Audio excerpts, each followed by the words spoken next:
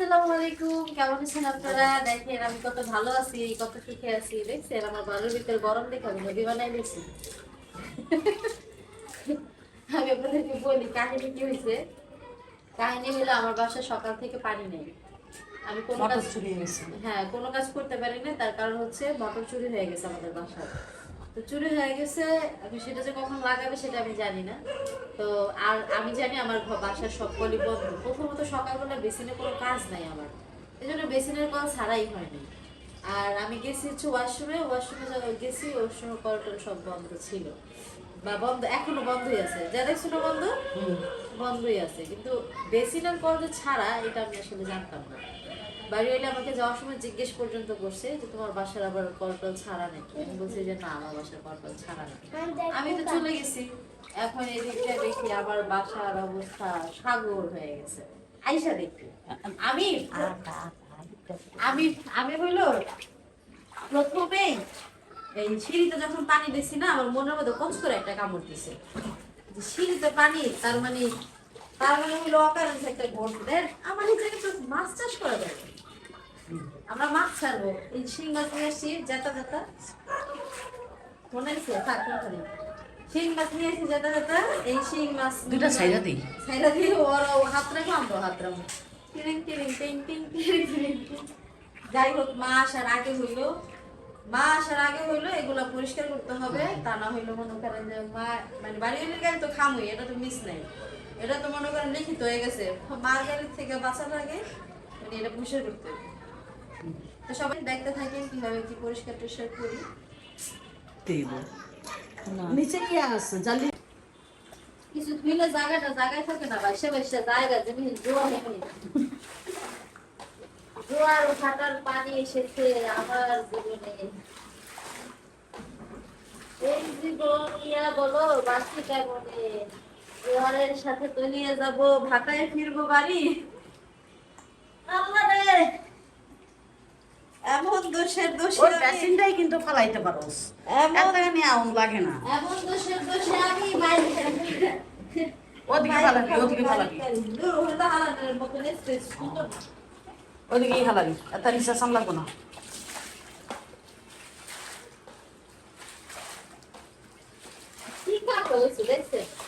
ওইসব তো হইছে, অনেক কিছু করার নেই। ঠান্ডা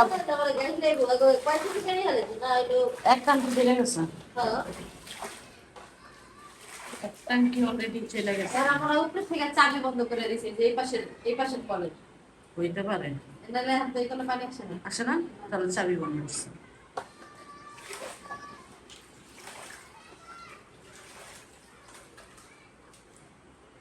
আল্লাহু আল্লাহ, এটুই থাক। আলো বকবো আমারে, বুঝছেন? ওই এটুই ভিডিও থাক নাকি? আমি ব্লগে ইসি না দেখেন এগুলো সব উলট পালট করে নিচ্ছি, এগুলো সব সরাই ফেলাইছি। আর এই যে আমার জিনিসপত্র সব উল্টায়া পাল্টায়া তারপর হচ্ছে পরিষ্কার করা লাগতেছে। পরিস্থিতি খুবই খারাপ ঘরের। গান বন্ধ। তো ঘরের পরিস্থিতি খুবই খারাপ, মানে এটারে যে আসলে কিভাবে কি করা যায় এটাই বুঝতেছি না। অনেক সময় লাগবে এগুলা শেষ করতে। যদিও আমার একজন হেল্প করতেছে, সেই সবকিছু করতেছে, আমি জাস্ট তারে হেল্প মানে সে আমার হেল্প করতেছে না, আমি তারে হেল্প করতেছি, সবকিছু সে করে দিতেছে। তো এভাবেই চলছে। কি যেন যে হেল্প করতেছে তার জন্য একটু দোয়া করবেন, তারা অনেক বেশি। এক কামের বেডি ঠিক মতো কর, কামের বেডি ঠিক মতো কর। আমাদের রেডি কাম করে করে তুই জীবনের শেষ করলাম। বেতন পাই নাকি? ভাই আমাকে বেতন নাই, আমরা হইলাম বেতন ছাড়া কামের বেডি। ঠিকঠাক পাইতাম, আরে খাইছে এটা মনে কর মোটামুটি 2-10 লাখ টাকার মালিক থাকতাম। বেশি। এটা ঢাকা শহরে একটা বিল্ডিং উঠাইতাম। সাধারণ একটা এক্সাম্পল দিলাম। এইটা না, ঢাকা শহরে একটা বিল্ডিং উঠাইতাম। পোলাপেন যে মাদ্রাসায় নিয়ে যায় আনি, এর বেতন হতো 1500 টাকা একজনের, 3000 টাকা, হ্যাঁ, ঠিক না? তারপর রান্দি বাড়ি বাজার হাট করি ইত্যাদি করি হেও তো ধর একজনের বাসায় যদি দিন রাত সকাল থেকে করি তাও তো 15,000 টাকা। তো এদিক দিয়ে তো 3, 15, 18,000 টাকা। কাপড় দুই কাপড়ে 1500। 3, 15, 500 ঠিক আছে। এদিক দিয়ে আবার ইয়া যদি আমাকে নারীকেও ইয়া ধৈর্য থাকে ঠিক আছে।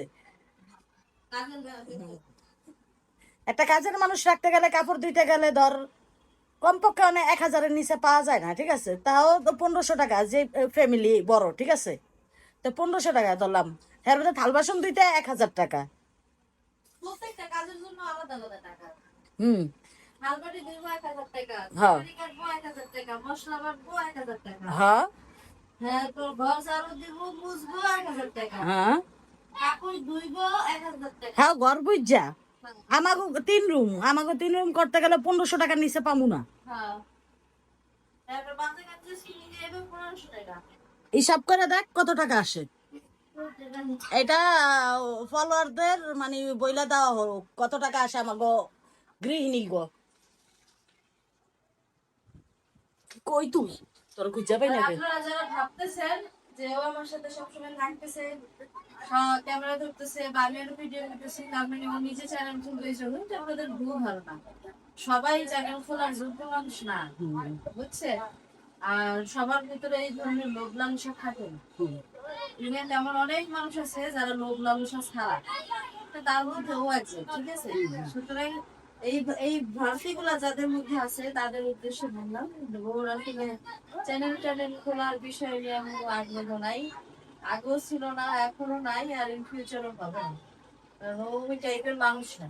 মানে কিছু টাইপ থাকে, আলাদা আলাদা কিছু টাইপ থাকে। কিছু কিছু মানুষ তো আছে মনে করেন নিজের ভাইরাল করার জন্য বহুত কিছু করে, ঠিক আছে? চ্যানেল খোলার জন্য প্রয়োজনে নিজের জীবন উৎসর্গ করে দেয়, ঠিক আছে? তো ওই টাইপের মানুষ তো সবাই না। সুতরাং এইসব বিষয় নিয়ে আসলে মাথা না ঘামালে ভালো। আর সবাই হচ্ছে একরকম মনে না করে ভালো। আমার সাথে আছে বলে যে সে চ্যালেঞ্জ করবে এরকমটা না, সবাই একরকম না। হ্যাঁ, খুলে খুলে না তা না। তোর কাছে কি ফেরেস্তা আইসুনি, আমার কাছে ফেরেস্তা আসেনি। অনেক মানুষ আছে যারা চ্যালেঞ্জ খোলার জন্য মানুষের সাথে মিশে, মানে আমাদের মতন যারা আছে যারা ইউটিউবার বা কন্টেন্ট ক্রিয়েটার, ফেসবুকে যারা কন্টেন্ট ক্রিয়েট করে, ক্রিয়েশন করে, কন্টেন্ট ক্রিয়েশন করে, তাদের সাথে যারা মিশে তারা, তাদের মধ্যে বেশিরভাগ মানুষ 80% মানুষই চ্যানেলের নয় চ্যানেল প্রমোট করার জন্য, নয় চ্যানেল খোলার জন্য, এসবের জন্যই আসে। কিন্তু ওর সাথে ও আসলে সেই টাইপের মানুষ না। তো সবাই ভ্রান্তি থেকে বের হয়ে যাবেন, আর আমার কাছে একটু হেল্প করেন প্লিজ। কাজ করেই যাচ্ছি, বাট শেষ হওয়ার কোনো খবর নাই। সবার কোনো সব কাজ আসলে অত শেষ হবার না, অনেক কাজ করছে।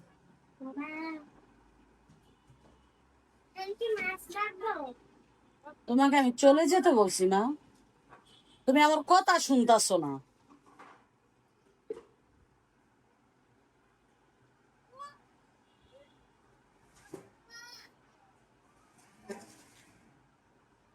তুই আগে ইয়াটা নামে নে।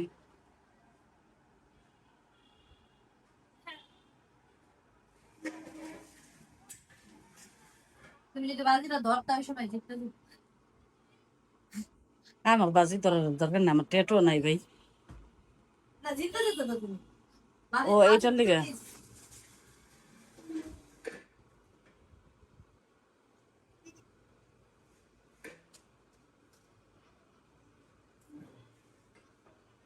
তোর কাছ থেকে আমি এমনি চাইলেই খাইতে পাই, আর আমার অমনি দরকার নাই ভাই।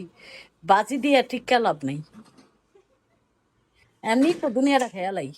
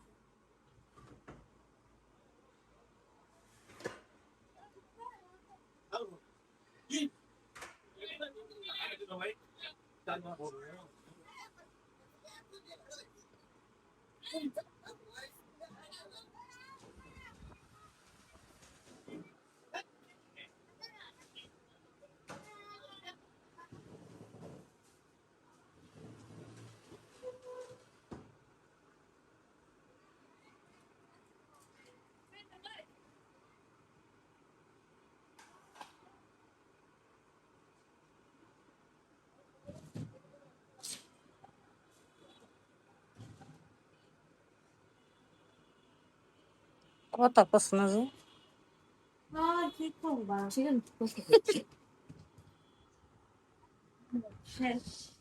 তামা তামা নাকি অনেক খালি এই জায়গাটা অর্ধেক মশা দেয়া দিলা, ওই জায়গাটা একটু মশা দেয়, মাছগুলা লয়ে বহি। কি মাছগুলা নামে আবার দেখাম না? এটা ওই চিপাই ঠিক ছিল, চিপাই ধুবো কিন্তু ওই যে চিপাটা ও শুকানোর জন্য। হ্যাঁ হ্যাঁ ঠিক আছে, শুকনো ওই জায়গাটা রাখতে এখন এমনি রাখো। দিলাম তো এই পাশটা উঠে যাবে। পানি কি তোমারটা আসবো না? হ্যাঁ পানি বাথরুমে আমো?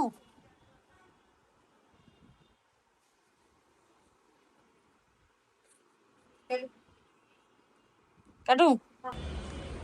অবশেষে এই বাসাটা হচ্ছে গিয়ে আমি ক্লিন করতে সক্ষম হয়েছি। আমার ঘরের পরিস্থিতি আল্লাহ এত বাজে হয়েছিল, শুধুমাত্র মানে পাশের ফ্ল্যাটের আপু ছিল দেখা, পাশের ফ্ল্যাটের আপু যদি না থাকতো তাহলে যে আজকে কি হইতো আমার জীবন, তো মনে করেন আজকে কেমনে যে নষ্ট, নষ্ট অলরেডি হইয়াই রয়েছে বুঝছেন, অলরেডি নষ্ট হইয়া রয়েছে।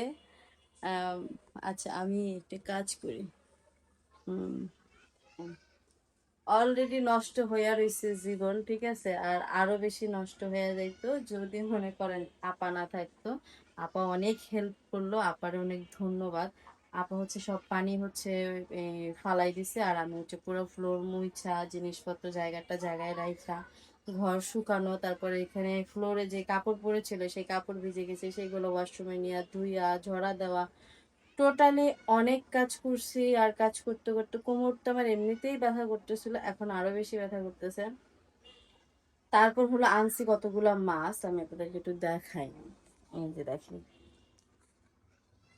এই যে আনছি কতগুলো শিং মাছ। এই শিং মাছগুলো আপা নিজেই কাটে দিছে, আমি কাটি নাই। আপা আসলে আপা না থাকলে আমার জীবন শেষ হয়ে যাইতো। আপার অনেক অনেক ধন্যবাদ, আপা তো আসলে আমার লাইফে আশীর্বাদ হয়ে আসছে। হ্যাঁ আমি যেরকম দেখতে পাচ্ছি আসলে আপা আমার জীবনে আসলেই আশীর্বাদ হয়ে আসছে, যার কারণে মানে আমার কোনো কাজে কোনো প্রবলেম হয় না, আলহামদুলিল্লাহ। আপা সব কাজে হেল্প করে, আর আপা এত বেশি বিউটিফুল একজন মানুষ, মাশাল্লাহ। আহ, আমি ওনাকে যাই বলি না কেন উনি তো একটু হেলদি, আপনারা সবাই দেখেন। আচ্ছা আমি হচ্ছে যে এইভাবে কেন বানছি জানেন, আমার হইলো এত বেশি মানে এই কাজ করতে করতে গরম লাগতেছিল, এদিক দিয়ে চুল লেগে যেতেছে, এদিক দিয়ে চুল লেগে যেতেছে, মনে করেন আরো ব্যথা পাইতেছি। ওরা সব কাছে টাছে পরে এই যে এই জায়গার মধ্যে বাইন্ধা রাখছি, ঠিক আছে। তো এই হলো পরিস্থিতি, এটা নিয়ে হচ্ছে কেউ বাজে কমেন্ট করবেন না যে বাইদ্যা গমতন এটা করছি ওটা করছি। ঘামে আমার মাথার ভিতরে পর্যন্ত মানে ঘাম, এক চুল ভিজা রয়েছে ঘামে, এত পরিমাণ ঘামছি আমি কাজ করতে করতে।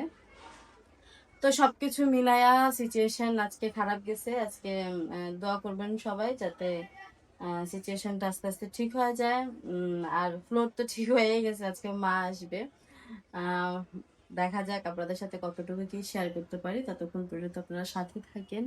সবকিছুই আজকে পরিষ্কার করছি। আর এটাতে মানে একটা কথা আছে না যে সাপে বর হয়, তো সাপে আসলে বর হইছে। কিরকম বর হইছে মানে এইটা দিয়া পরিষ্কার করাতে, আম, মানে এই যে ঘর দুয়ার এই যে এইভাবে পানি দিয়ে ডুইবা যাওয়াতে পরিষ্কার করাতে ঘর এত বেশি হালকা মনে হইতেছে, মানে পাতলা হয়ে গেছে ঘর, মনে হইতেছে যে একদম সব কিছু পরিষ্কার করে ফেলছি, ঠিক আছে, এরকম মনে হচ্ছে। যাই হোক, ভালো লাগলো।